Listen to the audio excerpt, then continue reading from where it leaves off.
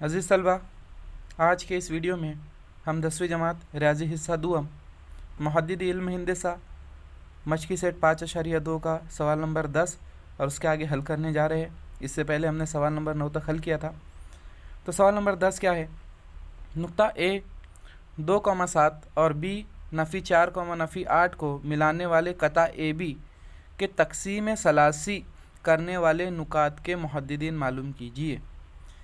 तो यहाँ A B एक जो कता ख़त है, उसको तक़सीम सलासी यानी 3 हिस्सों में, 3 मसावी हिस्सों में तकसीम करना है। तो ऐसे में दो नुकात मिलेंगे जो ए बी को 3 मसावी हिस्सों में तकसीम करेंगे, तो वो दोनों नुकात के मुहद्दिदीन मालूम करना। आइए तो हम इसे शक्ल के ज़रिए समझ लें। यहाँ पर हमने नुक्ता ए 2,7 और नुक्ता बी नफ़ी 4, नफ़ी 8 लिया। इस कता ए बी को तकसीम सलासी करना है, यानी 3 मसावी हिस्सों में। यहाँ से यहाँ तक एक हिस्सा, यहाँ से यहाँ तक दूसरा हिस्सा और यहाँ से यहाँ तक तीसरा हिस्सा। तो इसे 3 हिस्सों में तकसीम करने के लिए हमें दरमियान में 2 नुकात मिलेंगे। हम इसे पी और क्यू फ़र्ज़ कर लेते हैं। मान लीजिए ये पी है, ये क्यू है। तो अब ये पी क्यू इन तीनों को मसावी हिस्सों में तकसीम कर रहे हैं, यानी एक हिस्सा ए पी क्यू का एक हिस्सा और क्यू बी का एक हिस्सा। तो हमें अगर पी का मुहद्दिद मालूम करना है तो ए से पी तक के एक हिस्सा हो रहा है और पी से बी तक हिस्सा लेना होगा हमें, ये एक हिस्सा और ये एक हिस्सा। तो ये हो गया कुल 2 हिस्सा। यानी नुक्ता पी जो है ए बी को 1:2 में तकसीम करता है। आया समझ में? हम इसे यहाँ एक्स वाई अगर मान लेते हैं तो हमें एक्स और वाई की कीमतें पता करनी है। ये हो गया हमारा x1 y1 और ये हो गया x2 y2। तो अब देखिए बच्चों, हम इसे 2 हिस्सों में तकसीम 2 हिस्से में हल करेंगे।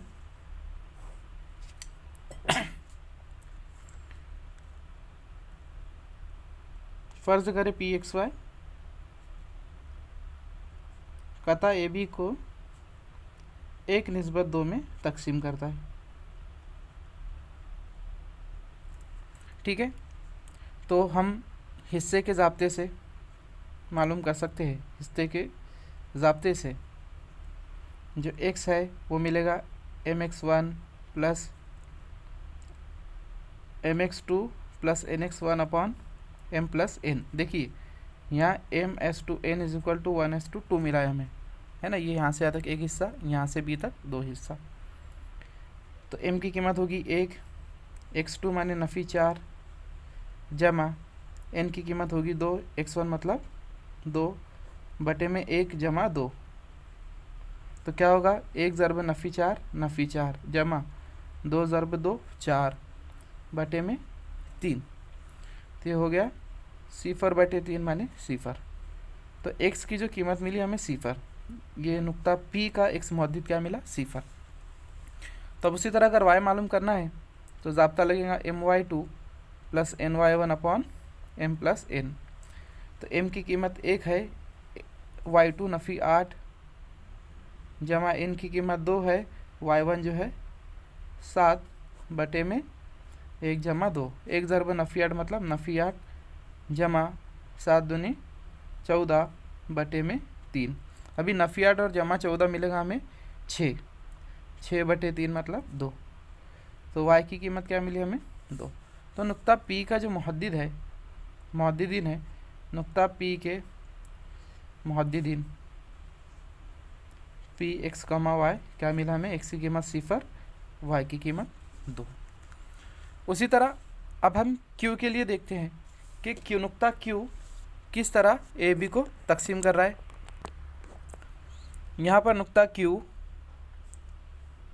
जो है ए बी को ए से क्यू का हिस्सा मिलेगा 2, क्योंकि यहाँ से 1 और ये 1 2, तो ये हिस्सा हो जाएगा 2 और क्यू से बी का हिस्सा मिलेगा 1। तो हमें जो निस्बत मिली वो क्या मिली? 2:1। पी जो है 1:2 में तकसीम कर रहा था ए बी को, और क्यू जो है इसी ए बी को 2:1 में तकसीम करेगा। तभी हम लिखते हैं, फ़र्ज़ करें क्यू को भी एक्स वाई मान लेंगे, कथा ए बी को 2:1 में तकसीम करता है ना। यानी m/n यहाँ मिलेगा 2/1। तो हिस्से के ज़ाब्ते से जो x मिलेगा, x is equal to mx2 plus nx1 upon m+n। देखिए यहाँ m की वैल्यू 2 है, 2 ज़रब नफ़ी 4 जमा 1 ज़रब 2 बटे में 1 जमा 3। तो क्या हासिल होगा हमें, 4 दूनी नफ़ी 8 जमा 2 1 2 बटे में, सॉरी ये 1 और 2 है, तो कीमत हो जाएंगी 3। तो हो जाएगा नफ़ी 8 जमा 2 मतलब नफ़ी 6 बटे 3, तकसीम करने पर मिलेगा नफ़ी 2। तो Q का जो x मुहद्दिद है ये नफ़ी 2 मिला हमें। उसी तरह y my2 plus ny1 upon m+n। तो ये m की वैल्यू होगी 2, y2 हो गया नफ़ी 8 जमा n की कीमत होगी 1, y1 हो गया 7 बटे में 1 जमा 2। तो हमें क्या मिलेगा, 8 दूनी 16 नफ़ी 16 जमा 7 का 7 बटे में 3। देखिए नफ़ी 16 जमा 7 जो मिलेगा हमें नफ़ी 9 बटे 3, तो तकसीम करने पे आएगा नफ़ी 3, y की कीमत मिली नफ़ी 3। तो नुक्ता Q के मुहद्दिदीन Q x, y किस तरह लिखेंगे हम, Q x की कीमत मिली नफ़ी 2, y की कीमत मिली नफ़ी 3। तो यहाँ पर ये हमारा सवाल नंबर 10 मुकम्मल हुआ। हमें यहाँ पर क्या याद रखना है कि अगर तकसीम सलासी कहे तो 3 मसावी हिस्सों में तकसीम करना है, और जब P हम लेंगे तो A से P का फासला लेना है और P से B का फासला लेना है। चूँकि तीनों 1 1 1 है तो ये हिस्सा 1 होगा और ये हिस्सा 2 होगा। और जब हम Q लेंगे तो Q से A का फासला लेना है, Q से B का फासला लेना है, और यहाँ से फासला 1 और 1 2 होगा, तो AQ के लिए 2 लेना है और QB के लिए 1 लेना है। उम्मीद करता हूँ आपको समझ में आया होगा। आइए अगली मिसाल हल करते हैं। सवाल नंबर 11, A नफ़ी 14, नफ़ी 10, B 6, नफ़ी 2 वाले कता AB के 4 मुतमासिल कतात में तकसीम करने वाले नुकात के मुहद्दिदीन मालूम कीजिए। बिल्कुल इसी तरह सवाल है जैसे ऊपर वाला हमने हल किए। तकसीम सलासी के लिए 3 हिस्सों में तकसीम करने के लिए 2 नुकात लगते हैं, तो 4 मुतमासिल 4 हिस्सों में तकसीम करने के लिए हमें 3 नुकात लगेंगे। तो उन 3 नुकात के मुहद्दिद मालूम करना है, और ख़ास क्या है, मुतमासिल हिस्से लेने, यानी तमाम हिस्से 1 1 1 आएंगे, बराबर आएंगे। तो आइए इसे शक्ल के ज़रिए हल करते हैं। तो देखिए बच्चों, इस AB को हमने नुक्ता PQR का इस्तेमाल करके हुए AP, PQ, QR और RB ये 4 मुतमासिल हिस्सों में कता किया है। तो अब जाहिर सी बात है मुतमासिल हिस्से है तो AP को हमने 1 लिया, PQ को 1 लिया, QR को 1 लिया और RB को 1 लिया। अभी हमें इन तीनों नुकात के मुहद्दिदीन मालूम करना है। तो आसान तरीका ये है कि अगर इन नुकात में कोई एक AB का वस्ती नुक्ता है तो हमें उसका मुहद्दिद आसानी से मिल जाएगा। जैसे अब देखिए A से Q का फासला और Q से B का फासला ये मसावी आएगा, तो यहाँ पर Q AB का वस्ती नुक्ता है। Q जो है AB का वस्ती नुक्ता मिला हमें, तो हम यहाँ वस्ती नुक्ते का ज़ाब्ता इस्तेमाल कर सकते हैं। AB को मान लिया x1 y1, सॉरी A को मान लिया x1 y1, B को मान लिया x2 y2।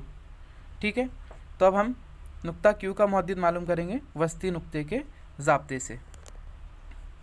देखिए नुक्ता Q कता AB का वस्ती नुक्ता है, इसलिए वस्ती नुक्ते के ज़ाब्ते से Q का x1 plus x2, x is equal to x1 plus x2 upon 2। यहाँ पर x1 है नफ़ी 14, x2 है 6 बटे 2, यानी 14 नफ़ी 14 जमा 6 कितना होगा, हमें मिलेगा नफ़ी 8 बटे 2 माने नफ़ी 4।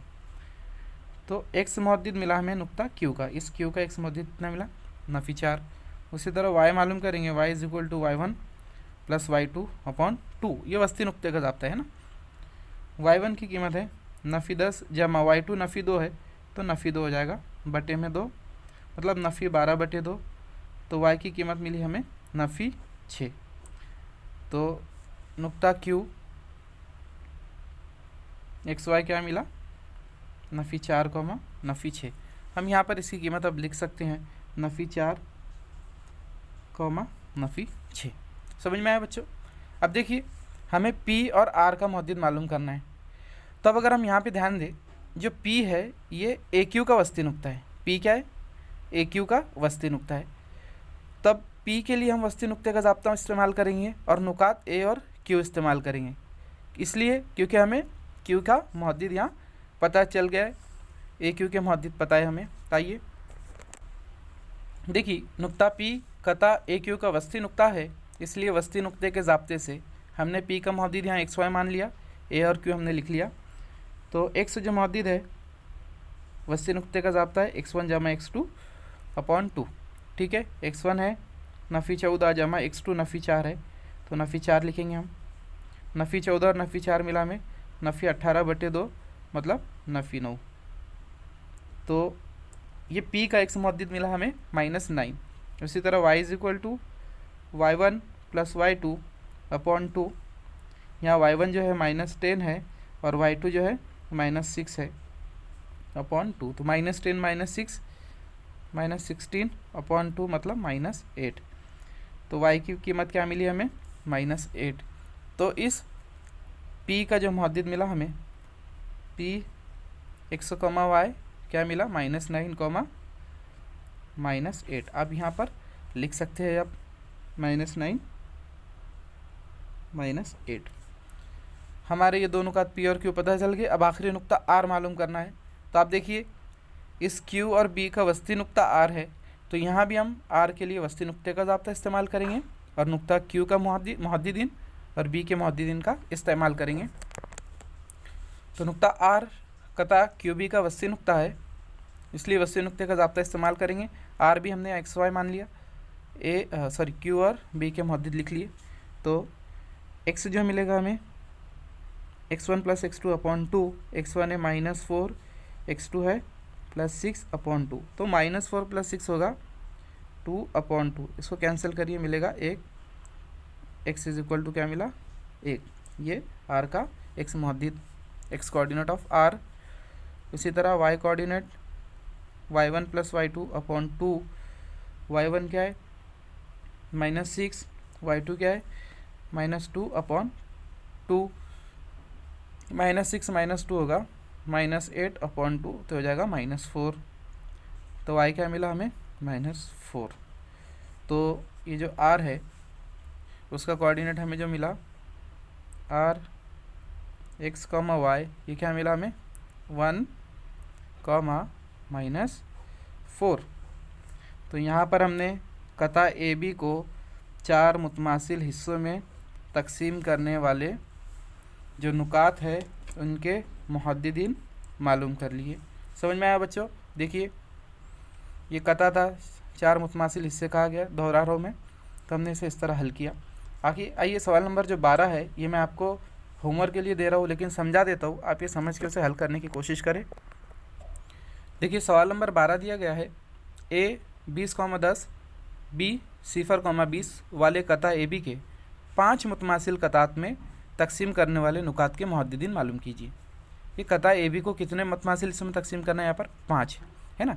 तो 5 हिस्सों में तकसीम करने के लिए कुल हमें 4 नुकात लगेंगे और तमाम जो हिस्से हासिल होंगे मुतमासिल हासिल होंगे। तो इसे किस तरह हल करना है आइए मैं आपको शक्ल में बता देता हूँ, आप उसकी मदद से हल करिए। तो देखिए बच्चों, ये हमने कता AB को A से P 1, दूसरा, तीसरा, चौथा और 5वां 5 मुतमासिल हिस्सों में हमने क्या किया? उसे तकसीम किया है। ठीक है, तो अगर हम देखें ये एक हिस्सा, ये एक हिस्सा, ये एक हिस्सा, ये एक हिस्सा, ये एक हिस्सा। अब ख़ास बात क्या है, इसमें आपको कोई वस्ती नुक्ता नहीं मिलेगा कि AB के बिल्कुल दरमियान में यहाँ आएगा, कोई नुक्ता नहीं है।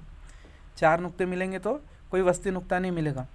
2 रहेंगे, 3 नुक्ते मिलेंगे तो वस्ती नुक्ता मिलेगा, 5 नुक्ते मिलेंगे तो मिलेगा। ठीक है, अब देखिए, अब चाहे तो इसको 1 लीजिए, फिर A से P तक एक हिस्सा और P से B तक 4 हिस्सा। अब Q लेंगे, A से Q तक 2 हिस्सा, Q से B तक 3 हिस्सा। अब R लीजिए, A से R 3 हिस्सा, R से B 2 हिस्सा। S लीजिए, R से S 4 हिस्सा, S से B 1 हिस्सा। तो अगर आप पहले Q इस्तेमाल कर लेते है ना, तो इसमें हमको वस्ती नुक्ते का ज़ाब्ता भी इस्तेमाल करने की गुंजाइश रहती है। ये 2 हिस्सा, ये 3 हिस्सा, तो आप क्यू का मौजूद मालूम कर लेंगे। ये आपको मिल गया, ये आपको एक मरतबा मिल जाता है तो आप ए और क्यू का इस्तेमाल करिए और फिर यहाँ वस्ती नुक्ते के ज़ाब्ते से आपको ये मिल जाएगा। समझ में आया? उसी तरह फिर आप क्या करिए, इस आर को मालूम कीजिए कि ए से आर तक के का 3 हिस्सा और आर से बी तक के का 2 हिस्सा, इसमें हिस्से का ज़ाब्ता है, इन दोनों नुकात के लिए हिस्से का ज़ाब्ता, ठीक है। और आपको एक मरतबा आर मिल गया तो फिर इसके लिए